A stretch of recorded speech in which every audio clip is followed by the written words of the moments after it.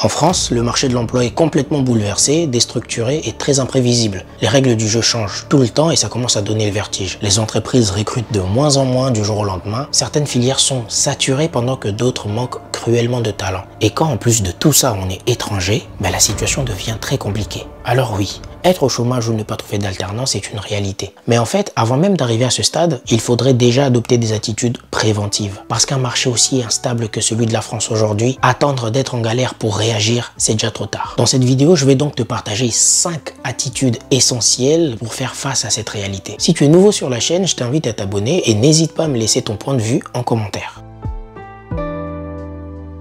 La première attitude à avoir est de se former continuellement. Vous devez trouver un temps pour acquérir des compétences recherchées.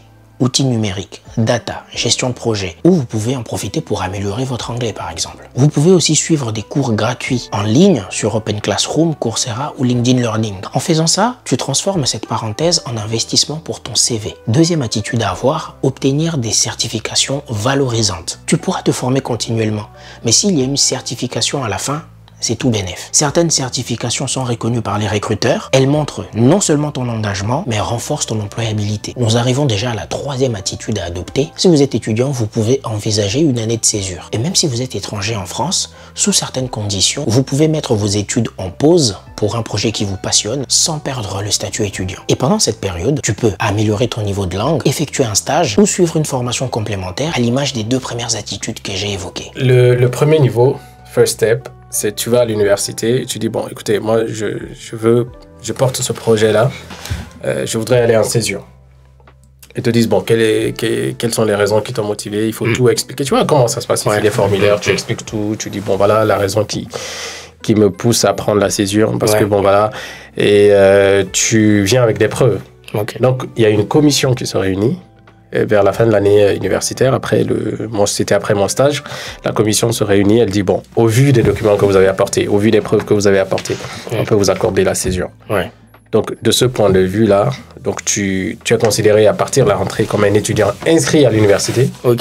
Mais qui ne va pas à l'école. Point crucial pour les étrangers. La césure doit être officiellement validée par ton établissement. Contrat signé avec l'université ou l'école. Sans cela, la préfecture peut tout simplement refuser le renouvellement de ton titre de séjour étudiant. S'il est bien utilisé, cette césure peut servir de levier stratégique reconnu à la fois par l'école et par l'administration. Quatrième attitude à adopter, s'engager dans la vie associative. Le bénévolat ou l'engagement associatif est une excellente façon de développer ses compétences. Gestion de projet, communication, organisation d'événements et autres. Si tu as moins de 25 ans et que tu n'as ni stage, ni job, ni alternance, tu peux toujours faire un service civique. C'est payé, reconnu, ouvert aux étrangers et en plus, ça te permet d'aider une cause. Pour tout vous dire, j'ai fait la même chose et ça m'a beaucoup aidé. Et la cinquième attitude à adopter, c'est élargir son réseau et préparer ses candidatures. Participer à des salons étudiants, job dating, meet-up. Sur LinkedIn, par exemple, vous pouvez envoyer des messages personnalisés. LinkedIn, ce n'est pas un site de rencontre, ce n'est pas Tinder, mais si tu envoies le bon message, ça peut matcher avec un recruteur. Retravaille ton CV, ton profil LinkedIn et aussi, n'hésite pas à simuler des entretiens. L'objectif,